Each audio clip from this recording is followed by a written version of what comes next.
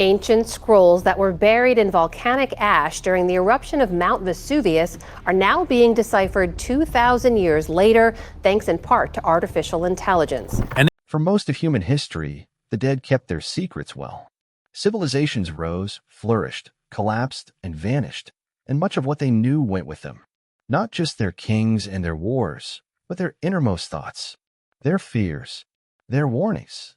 Carved into stone or pressed into clay or woven into cloth, these messages sat in silence for centuries, sometimes millennia, waiting for someone or something capable of reading them. That something has arrived. And what it is reading is beginning to frighten the people who study it most. Artificial intelligence has quietly crossed a threshold that historians once considered impossible. Machines trained to recognize patterns in data, the same fundamental technology that filters your email and recommends your next video, are now being turned toward the oldest unsolved puzzles in human culture. They are reading scripts that no living person has ever understood. They are reconstructing languages that collapsed before the Roman Empire existed. They are pulling meaning out of texts that were intentionally buried, burned, or erased. And in doing so, they are uncovering something that cuts across every civilization they touch, a recurring, almost obsessive preoccupation with catastrophe, silence, fire, and the deliberate suppression of knowledge. This is not coincidence. This is pattern. And it is exactly the kind of pattern that AI was built to find. To understand why this moment matters, you first need to appreciate the scale of what was lost. The written word is only about 5,000 years old, a brief flash in the span of human existence. In that time, hundreds of distinct writing systems emerge across the globe, each one a unique attempt to preserve thought across time. Most of them are gone. Not faded, gone.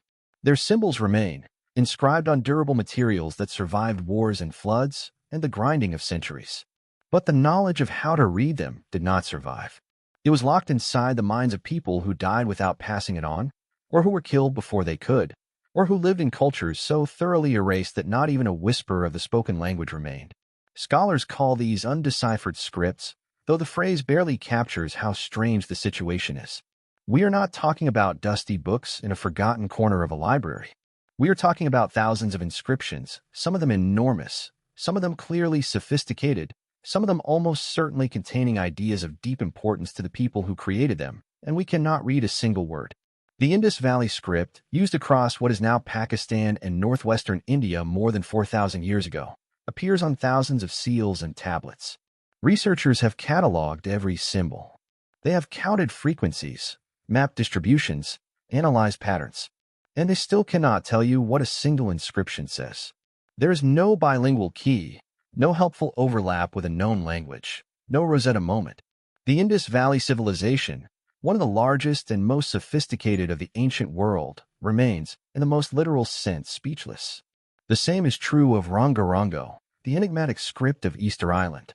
Carved into wooden tablets in a Bustrafidon style, alternating direction, each line flipped, so you must rotate the tablet to continue reading. Rongorongo was already dying when European explorers arrived in the 18th century. By the late 19th century, the last people who might have read it were dead or enslaved and deported to South American mines. The tablets survived. The knowledge did not. The Etruscan language of ancient Italy is another haunting case. The Etruscans were the dominant civilization of the Italian peninsula before Rome eclipsed them. They built magnificent cities. They practiced a complex religion.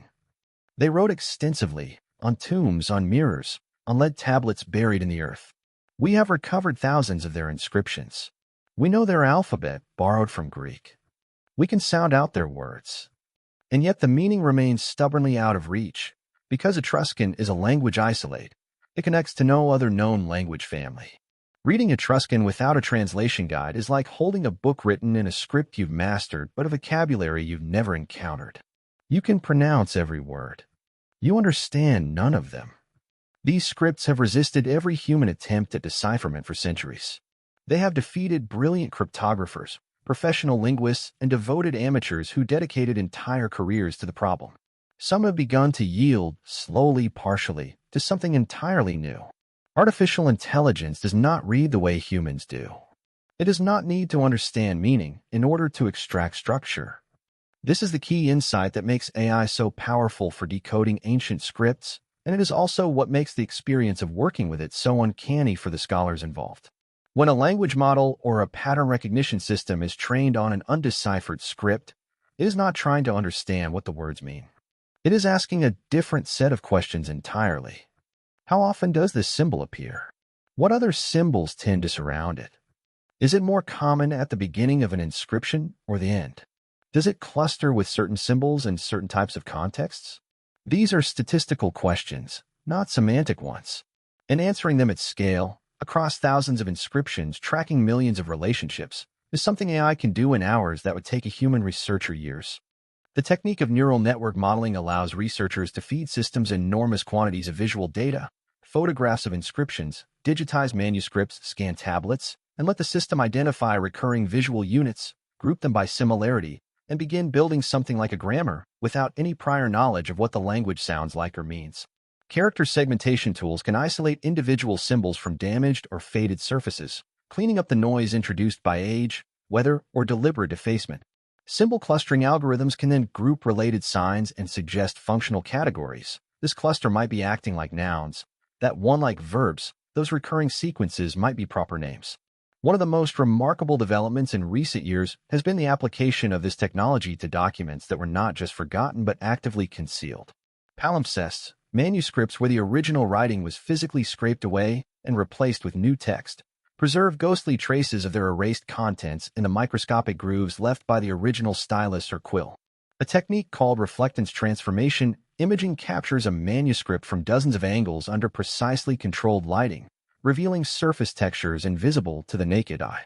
When combined with generative adversarial networks, AI systems where two neural networks essentially compete, one attempting to reconstruct erased content and the other evaluating the plausibility of those reconstructions, the results can be startling.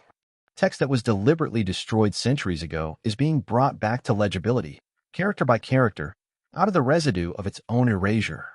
The reason this matters is not just academic. Because in several significant cases, the content of these deliberately erased texts was not erased by accident. It was erased because someone decided it was dangerous. In the spring of 2023, a competition was launched that would produce one of the most significant moments in the history of ancient scholarship. The Vesuvius Challenge, organized by researchers including former GitHub chief executive Nat Friedman and University of Kentucky computer scientist Brent Seals, offered prizes totaling over $1 million to anyone who could recover readable text from the Herculaneum scrolls, carbonized papyrus documents that had been sealed inside charred cylinders since the eruption of Mount Vesuvius in 79 AD. The story of those scrolls deserves a moment of attention because it is extraordinary. When Vesuvius erupted, the city of Herculaneum, wealthier and more refined than the more famous Pompeii, was hit not by ash but by pyroclastic surges, waves of superheated gas and rock moving at catastrophic speed. The temperature was high enough to carbonize organic material almost instantaneously. An entire library, housed in what is now called the Villa of the Papyri, was preserved by this process, not destroyed, but converted to carbon in a fraction of a second, freeze-framing the text inside. For centuries, these scrolls resisted every attempt at recovery. Trying to unroll them by hand turned them to dust.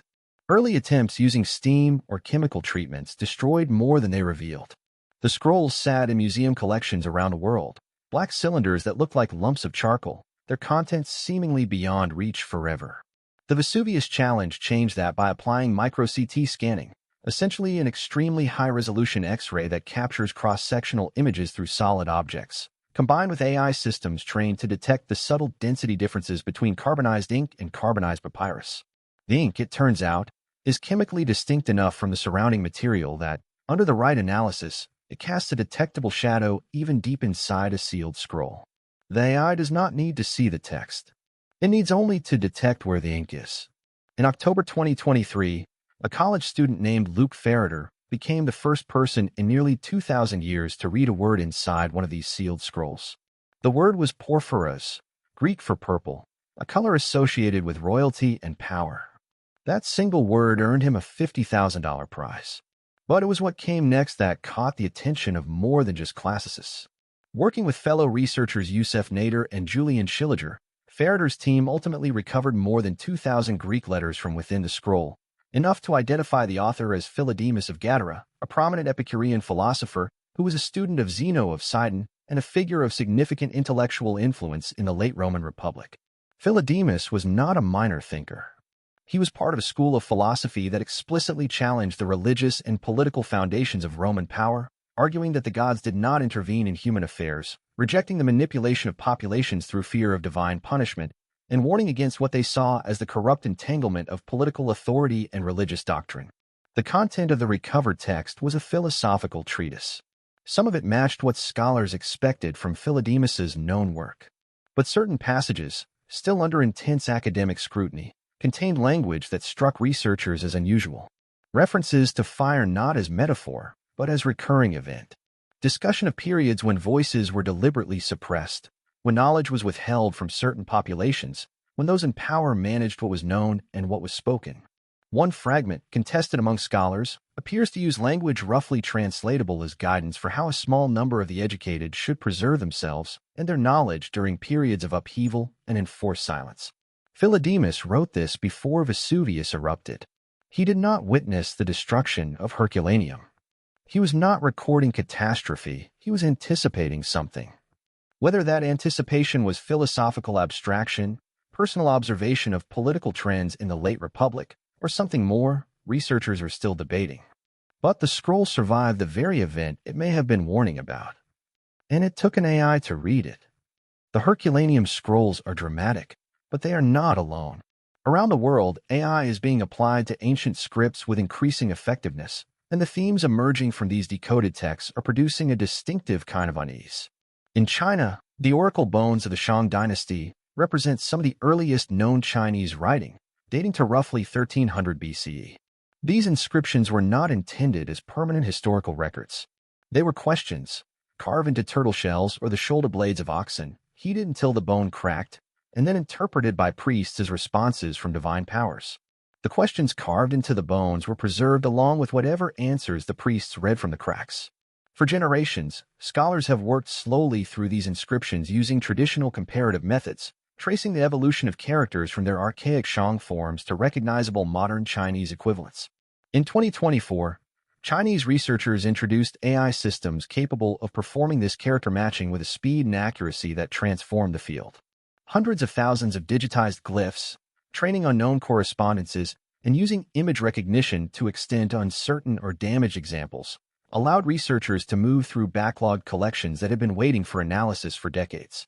What the oracle bones were asking is not entirely surprising for a Bronze Age agricultural society dependent on seasonal weather and political stability.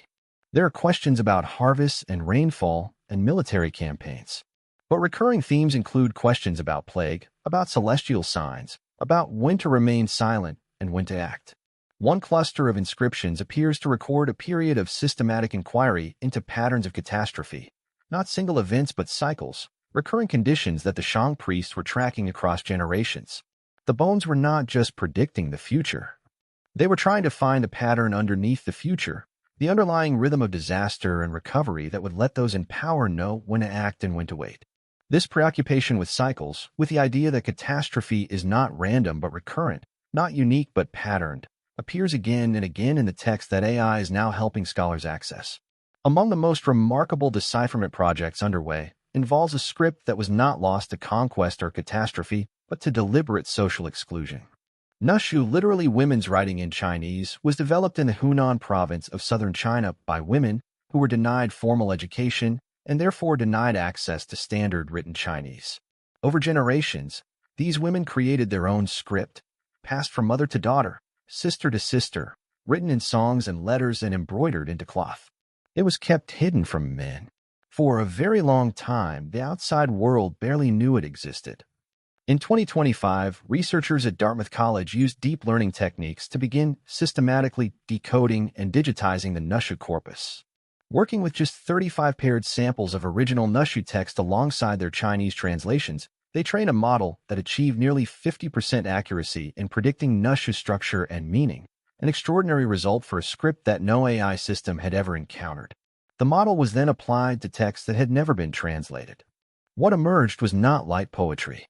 The themes running through Nushu writing are grief, isolation, and warning.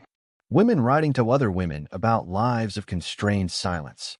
Warnings about the cost of speaking out, The loneliness of knowledge kept hidden, the weight of understanding things that others cannot or will not acknowledge. One decoded letter, partially reconstructed by the AI, contained language that researchers translated as referring to a coming sorrow woven into ordinary time, a suffering not dramatic or sudden but gradual, ambient, built into the structure of daily life. These were not the writings of women who believed catastrophe was coming from outside.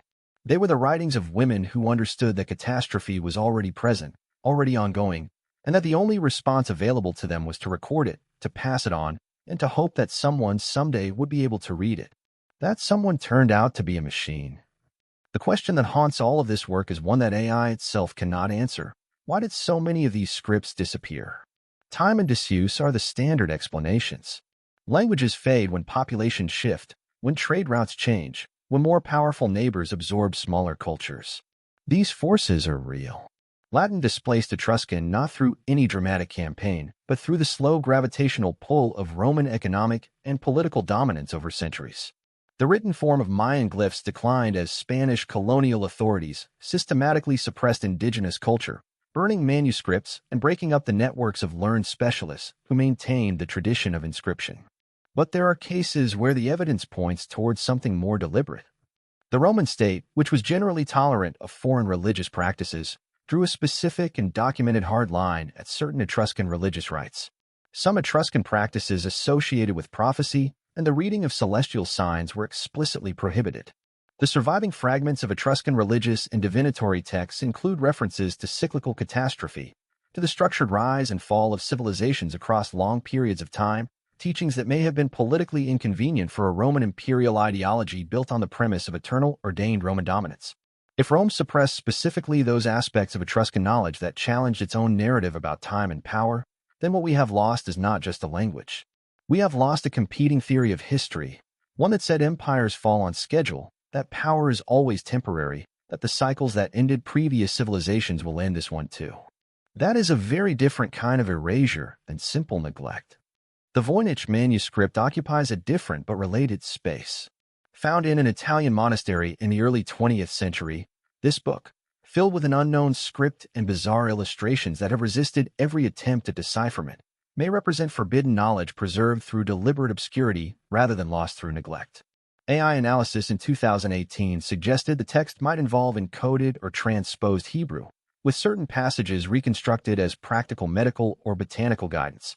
The most compelling theory is that the manuscript is a form of technical manual, medical, herbal, or obstetric, encoded to prevent those in authority from recognizing and suppressing it.